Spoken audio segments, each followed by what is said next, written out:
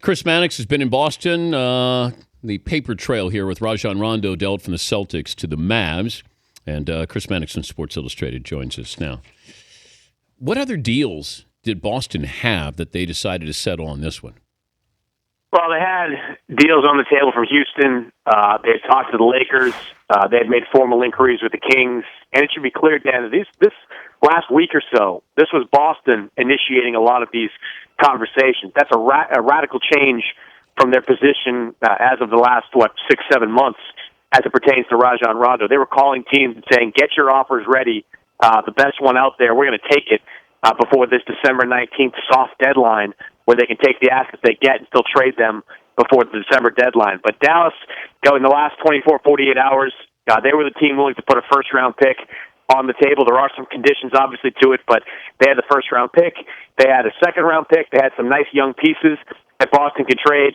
In the last 24 hours, it really was all Dallas, with everybody else kind of nipping at their heels. But it just feels like Rondo would have brought more in return. Is he the same player he was before he tore up his knee? No, he's the same player. It's just a matter of contract. And Rondo, he doesn't have veto power on a deal, but he effectively does because, he can say to the team that's going to require him, I'm not going to re-sign with you in the offseason. The team's going to say no deal because there's no way they would give up any assets to get him in those circumstances. Now, Rondo has not told specifically to Dallas that he absolutely will re-sign, but through his agents and through his people, he's given them a pretty clear indication, for what I'm told, that he's very open to it. That as long as things go well, and as long as they offer the right kind of money, he's going to be willing to go back there in the off season. You can't say that about every team in the league. So the value for Rondo is significantly less than what it might have been, say, 2-3 years ago when he had multiple years left on a contract at very reasonable money, by the way, Dan. This is a guy that is only being paid $11-12 million per year. When it comes to a point guard in today's NBA, that's an absolute steal. Yeah, but why not trade him last year?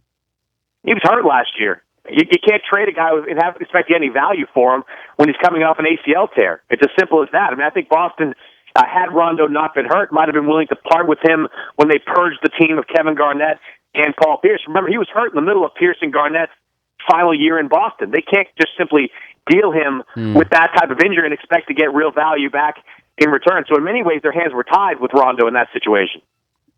Is he a top 5 point guard? Absolutely, in my opinion. Okay, give me your top 5. Give me your top 5. Is he what? Give me your top 5. All right, you got to go Westbrook. In no particular order. Westbrook, Chris Paul, Steph Curry. I'm trying to think off the top of my head. Throw some other names at me. You got Parker, you got Wall, you got Kyrie Irving. I take Rondo over all three of those guys. You take him over Tony Parker?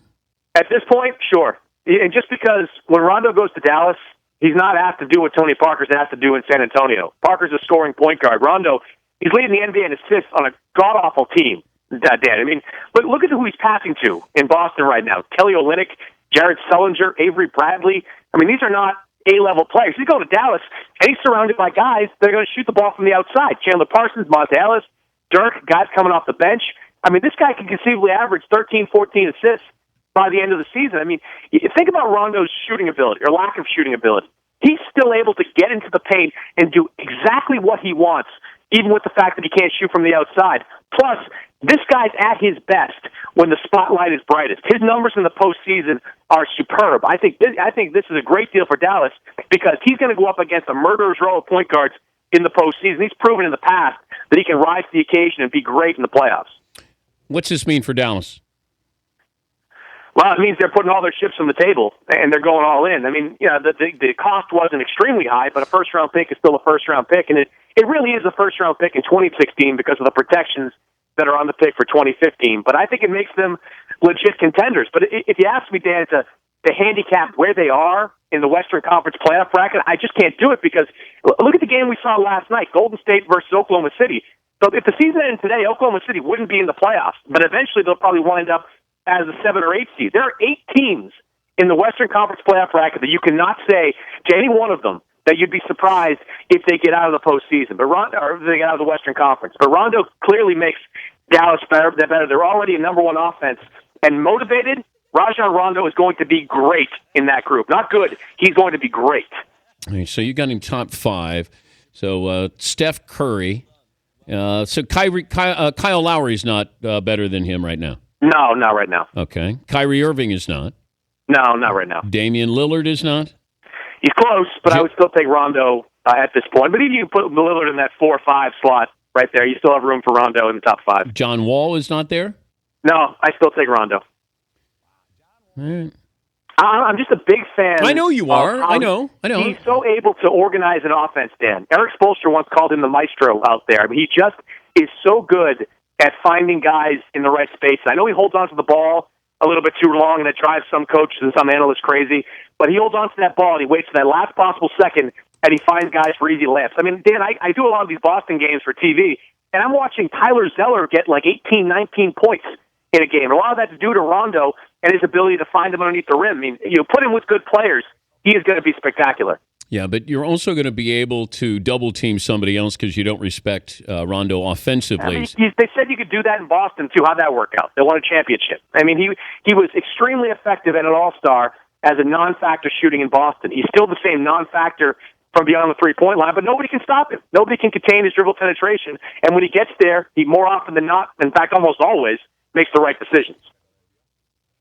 Yeah, but here's the problem I have. I don't know why anybody honors his shot. That even when he goes to the hoop, I know he's passing the ball. Plus, you are playing with 2 Hall of Famers in Paul Pierce and Kevin Garnett. So it's not like he's taking guys and making them that much better. These are Hall of Famers that he had. Well, in you're Boston. not taking guys in Dallas and necessarily needing to make them that much better. You have to do that in Boston over the last couple of years with the garbage they've had so far on the roster. But in Dallas, you've got guys that are born to shoot, that have proven track records. Dirk is who he is.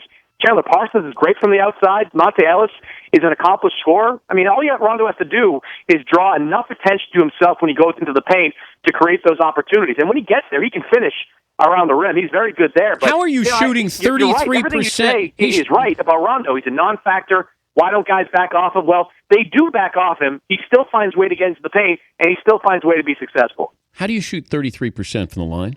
That's a big problem, and that's been a huge problem this year. I don't know what's going to happen in Dallas. Maybe Carlisle and his coaching staff tweak his form somewhat. I think Rondo may be more motivated, might be a little bit better from the free throw line. He's never been a great free throw shooter, but he's got to get somewhere into the 60-70% range by the end of the season to be a factor. Chris, he had Mark Price helping him with his shot. Yeah. If Mark Price can't help you, one of the great shooters of all time. I mean, one thing about Rondo, and it's not an excuse, but he has those Shaq hands. He's got huge hands that just encompass the ball. That's been a problem for big men in the past when they're shooting free throws. But he's got to be better. No question about that to be effective at the end of games. It doesn't affect me when I shoot my free throws. Are they as big as Rondo's? Yeah. Have you done a hand comparison? When I was going through the combine, I think they said 9 3/4. And what was your vertical? It was 26. Yeah. Dan, we're on different pages on a lot of things these days. I was listening to your commentary on Marc Gasol the other day. Marc Gasol, top 10 or top 12. I'm not sure where you put him, but he's a top 10, 12 player. Oh, all right. Rondo out-rebounds him, and he's 7 feet tall. I was at the game in Memphis on Tuesday. This guy is elite. I mean, his numbers obviously indicate that, but defensively, 2 years ago, this guy was the defensive player of the year. Offensively, he's gotten better going into this season. He is going to be the marquee free agent this summer, where every team in the league is going to slide him a max offer and say, please sign with us, and it's going to be up to Memphis to give him that 5-year max offer. So you agree with McLovin? As much as it pains me, yeah, I do. I'd still take Pau Gasol. No, Pau doesn't defend anybody. Come on. But no one defends him. He's having a good offensive season on a team that has multiple weapons, especially with Jimmy Butler. How does Pau average out there? But you hear Barkley last night too called Jimmy Butler a role player. I like Jimmy Butler a lot. That's the greatest role player I've seen. Jimmy Butler's going to get paid. Jimmy Butler made a great call this offseason, turning down, was it, like $44 million over 5 years, something like that. That number is going to go up by about $30 million at the end of this contract. What a great decision by Jimmy and his agents to do that. All right, yes or no, do you love Rondo more than you do Ricky Rubio? Well, nobody. I don't love anybody more than Ricky Rubio. Okay. That's why I'm in Boston right now, actually. Timberwolves tonight. I want to check on Ricky and see how he's doing. Well, it's date night. It's date night for you and Ricky Rubio. We went to that same breakfast place Rondo and Kobe went to, Paramount, Boston. Oh, Ricky, can I carry your tray? Looking for this great massage spot where you get his ankle checked out. Oh, okay. Thank you, Chris. You got it. Chris Mannix. I think, first of all, Spain is stacked. I mean,